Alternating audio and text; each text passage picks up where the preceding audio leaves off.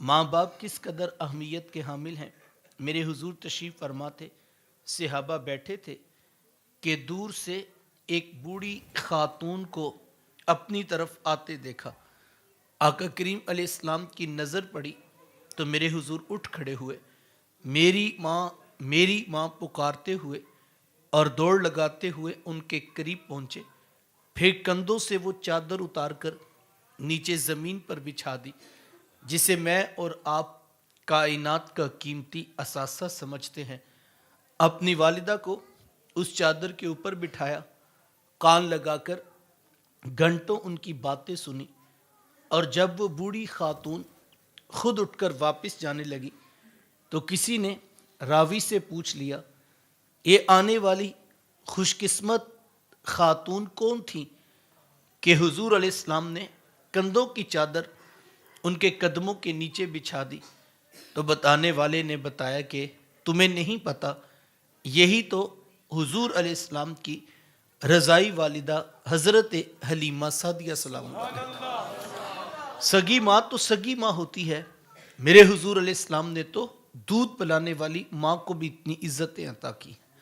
ماں باپ کیا ہوتے ہیں یہ زمانے کو میرے حضور علیہ السلام نے آ کر بتلایا۔ آقا کریم علیہ السلام تشریف فرما تھے کہ ایک نوجوان حاضر خدمت ہوتا ہے اور آ کر عرض کرتا ہے کہ حضور جی میں جہاد پہ جانا چاہتا ہوں، یعنی میں یہ چاہتا ہوں کہ میں ہاتھ میں تلوار پکڑ کر دشمنان خدا اور رسول کے اوپر ٹوٹ پڑوں اور اس راہ میں اپنی جان جیسی متاع عزیز پیش کر دوں۔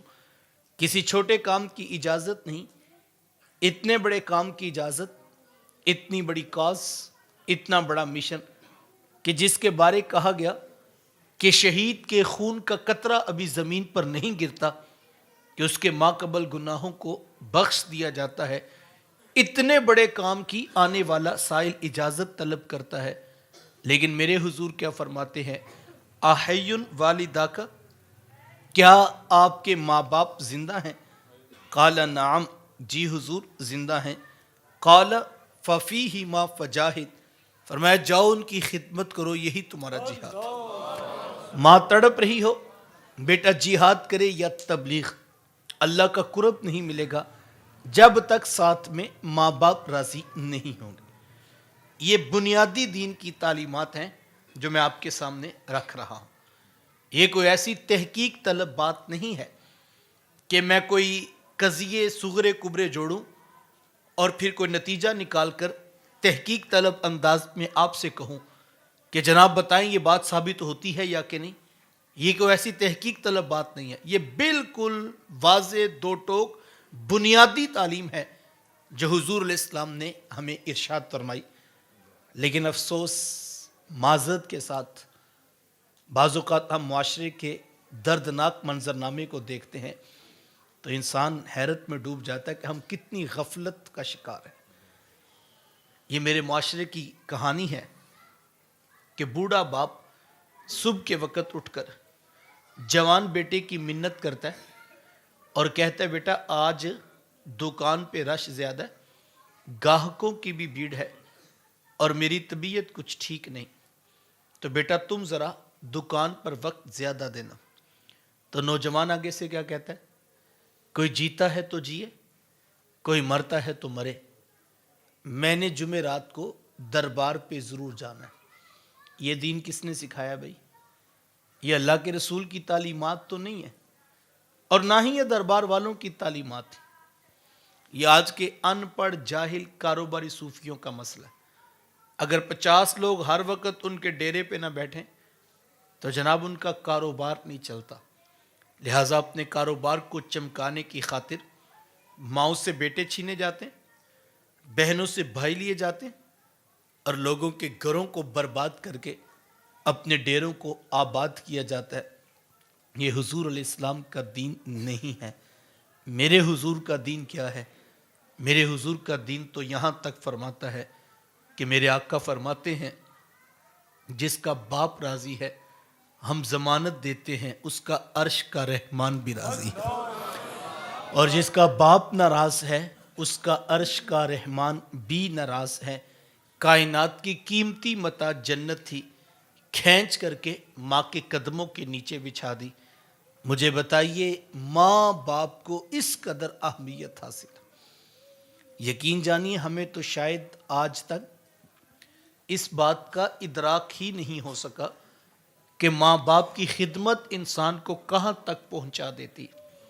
آپ نے علماء سے وہ روایت سنی ہوگی کہ حضرت موسیٰ علیہ السلام نے پوچھا تھا کہ مالک میرا جنت کا ساتھی کون ہے؟ تو کہا موسیٰ فلاں بازار میں چلے جائیے، وہاں پر ایک قصاب ہے جو گوشت کاٹ کر لوگوں کو بیچ دیتا ہے، وہ آپ کا جنت کا ساتھی ہے. حضرت موسیٰ علیہ السلام چل پڑے کہ میں جا کر دیکھوں تو صحیح وہ کیا کرتا ہے. جا کر دیکھا تو عام سا قصاب تھا، گوشت کاٹتا اور لوگوں کو بیچ دیتا. ہاں جو ٹکڑا اس سے اچھا لگتا وہ الگ کر دیتا. شام کو جب گھر واپس پلٹنے لگا تو اس نے الگ کیا ہوا گوشت پیک کیا اور وہ گھر کی طرف چل دی. حضرت موسیٰ علیہ السلام بھی اس کے پیچھے ہو لیے.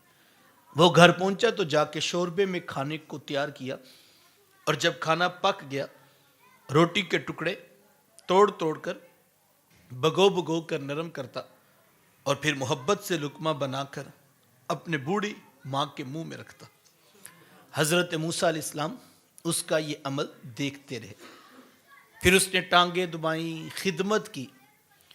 جب اٹھ کر جانے لگا تو اس کی بوڑھی ماں نے آسمان کی طرف دیکھا اور اس کے بوڑھے لب ہلے. بڑھاپے کی وجہ سے آواز زیادہ نہ پیدا ہو سکی. تو حضرت موسیٰ علیہ السلام نے پوچھ لیا کہ تیری ماں کیا کہہ رہی ہے؟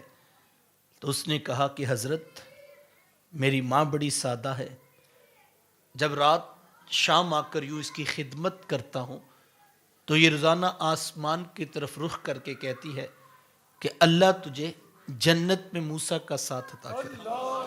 اور میں کہتا ہوں ماں تو بڑی سادہ ہے، کہاں کوہ طور پہ بیٹھ کر ڈائریکٹ رب سے باتیں کرنے والے پیغمبر حضرت موسیٰ علیہ السلام، اور کہاں میرے جیسا عام سا گناہ گار آدمی. تو ماں یہ تو کوئی جوڑ ہی نہیں بنتا ہے. لیکن حضرت میری ماں بڑی سادہ ہے، یہ روزانہ خوش ہو کر مجھے یہی دعا دیتی ہے اور میں بھی اس کا دل رکھنے کے لیے آمین کہہ دیتا ہوں. تو حضرت موسیٰ علیہ السلام مسکرا پڑے. کہا تجھے پھر مبارک ہو، عرش کے رحمان نے تیری بوڑھی ماں کے لب قبول کر لیے اور تو ہی جنتوں میں موسیٰ علیہ السلام کے ساتھ کھڑا کیا جائے گا. ماں باپ کی خدمت اتنا بڑا عمل ہے.